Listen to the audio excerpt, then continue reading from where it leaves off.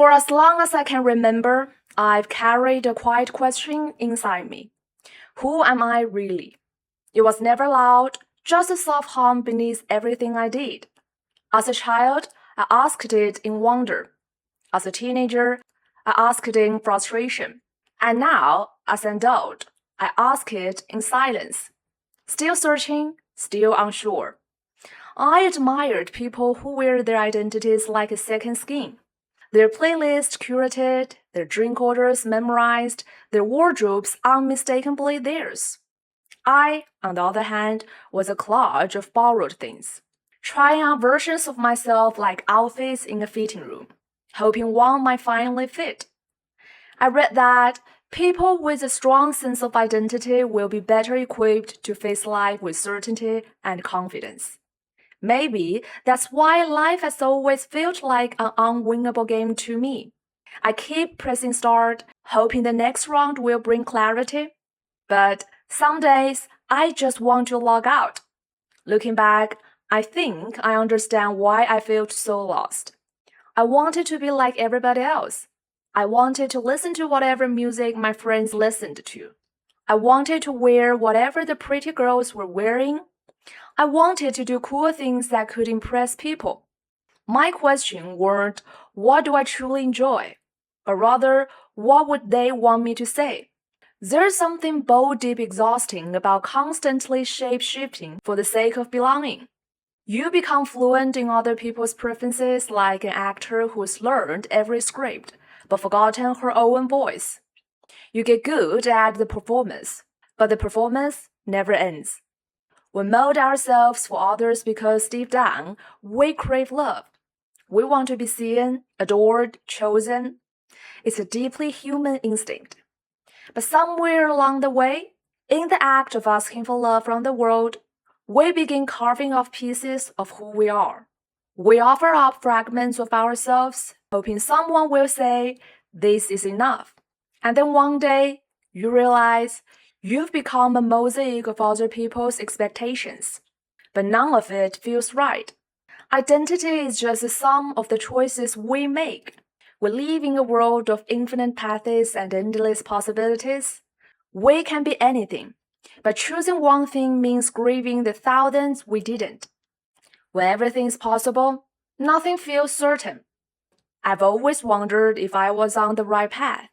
If some alternative version of me, the one who chose differently, might be living a better life.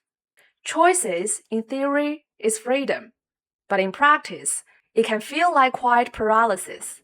Like standing in the middle of the store choosing a lipstick out of 115 options. All promising and slightly wrong. This world keeps spilling forward while you are stuck under fluorescent lighting, swatching the same 3 shades on your hand, wondering if you will ever just pick one and go home. But maybe the point isn't to choose the perfect life. Maybe the magic lies in choosing a life, your life, and walking it fully. Because when you do, even the smallest step begins to feel sacred. Not because it was the best possible choice, but because it was yours. I will be lying if I say that I have all the answers now. And I will not pretend that not knowing is not excruciating. There are days when this ambiguity cuts me apart until I have nothing but the weight of my own breath and the haunting echo of figure it out. But maybe there is a subtle grave in the uncertainty. Maybe not knowing is a liberation that allows us to rebuild without obligation, to become without inherited expectations. The self is never truly lost. It just waits to be rewritten. There is a comfort in discomfort. For every piece of you that was shed trying to fit into someone else's shape, you've been gifted space. Vast, open rooms within yourself where beauty can take root. This time, you get to decide which adjectives describe you. We spend so much of our lives chasing a polished version of ourselves, as if one day we will wake up with a name that fits perfectly, a purpose that clicks into place, a life that finally makes sense. But the self is never meant to be a finished sculpture.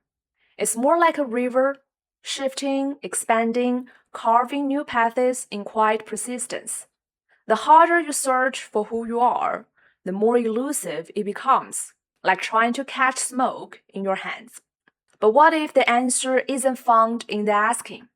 What if it begins when you stop looking outward and start writing inward, sentence by sentence, choice by choice, becoming not what the world expects, but who you truly are when no one's watching? The self is not a destination, it's a lifelong draft, a slow burn, a soft becoming. And maybe that's the most beautiful part. There's no final version of you, just 1,000 honest chapters waiting to be lived. Thanks for watching this video. I'm Yu. Follow me for more to level up your mind.